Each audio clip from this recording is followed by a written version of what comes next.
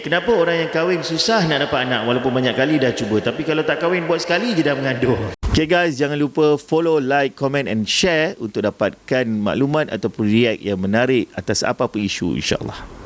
Okay, now kita pergi pada soalan ketiga. Pada siapa yang mungkin menonton video ni dulu, ini adalah saya petik soalan-soalan pelajar. Banyak dia beratus, tapi ni kat tangan saya mungkin ada 9 yang telah kita bincangkan di video sebelum ini. Soalan pertama dan soalan kedua, saya pun tak tahu apa dia. Mungkin saya pernah jawab waktu program. So ini kita nak recall balik apa yang ada kat sini, kita jawablah. Ia berkenaan dengan advokasi seksual kanak-kanak. Soalan saya, kenapa orang yang kahwin susah nak dapat anak walaupun banyak kali dah cuba, tapi kalau tak kahwin buat sekali je dah mengandung?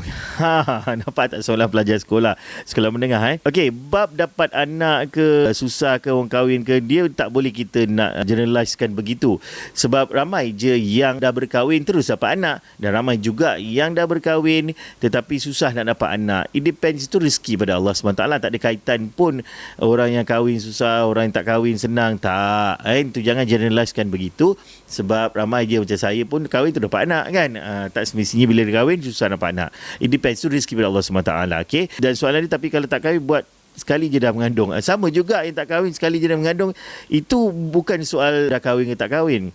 Apa yang lebih penting dipersoalkan adalah jangan buat bila bukan waktunya. Kalau tak berkahwin, janganlah berzina, janganlah buat sesuatu yang tidak sepatutnya. Sebab benda tu adalah salah, benda tu adalah haram, dan dia akan, of course, kalau dianya pelajar, ia ialah satu pelakuan jenayah yang boleh dihukum penjara dan juga sebatan kepada pihak lelaki khususnya yang melakukan kepada anda. Alright? Dan kalau anda bawah 16 tahun, dikira rogol di bawah Seksyen 376 Kanun Keseksaan, walaupun suka sama suka.